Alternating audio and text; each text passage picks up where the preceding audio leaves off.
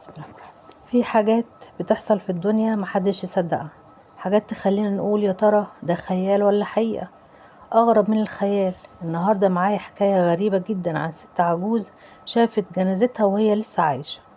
اسمعوا معايا الحكاية للآخر، هتخليكوا تفكروا في حاجات كتير حوالينا ومش واخدين بالنا منها. أهلا وسهلا بكل حبايبي، يا رب تكونوا بخير. عاملين ايه؟ النهاردة هنكمل سلسلة قصص أغرب من الخيال. القصة النهاردة بعنوان العجوز اللي شافت جنازتها وهي عايشة. في قرية بسيطة من القرى كانت في ست عجوز اسمها لالا فاطمة، عندها حوالي 85 سنة. ست طيبة الناس كلها بتحبها، وكانت دايما تقول أنا حاسة إني هموت قريب، لكن قبل ما أموت هشوف اللي محدش شافه. في ليلة من الليالي صحت من النوم تصرخ وتقول أنا شفت جنازتي، شفت الناس بتبكي عليا وملبسني كفن أبيض، والنعش ماشي قدامي. ولادها قالوا يمكن كابوس، لكنها فضلت تردد الرؤية وتقول لهم أوصاف الناس اللي شافتها بالظبط، واللي كانوا لابسينه وبيعملوا ايه وبيقولوا ايه. وبعد أسبوع حصلت المفاجأة.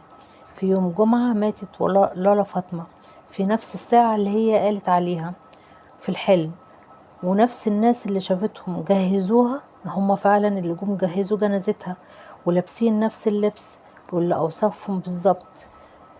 الكل كان مذهول، ازاي عرفت؟ هل ربنا بيدي بعض الناس إشارة قبل الموت، ولا الحكاية دي كانت رؤية حقيقية؟ محدش عارف، لكن المؤكد ان اللي حصل معاها أغرب من الخيال.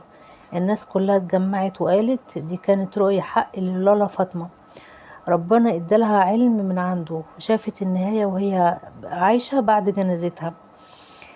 بقت قصتها مشهورة في القرية كلها، وكل واحد كان بيحكيها بطريقته، لكن الكل اتفق على حاجة واحدة: في ناس قلوبها صافية ربنا بيكرمها قبل الموت بإشارة أو برؤية، بتحضر جنازتها وهي لسه على قيد الحياة.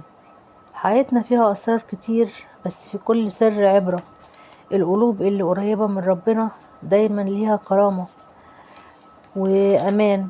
كلنا لازم نكون مستعدين، لأن الموت مش بعيد، بس يا رب نموت على وضوء وعلى طهارة ووشنا منور بالرضا.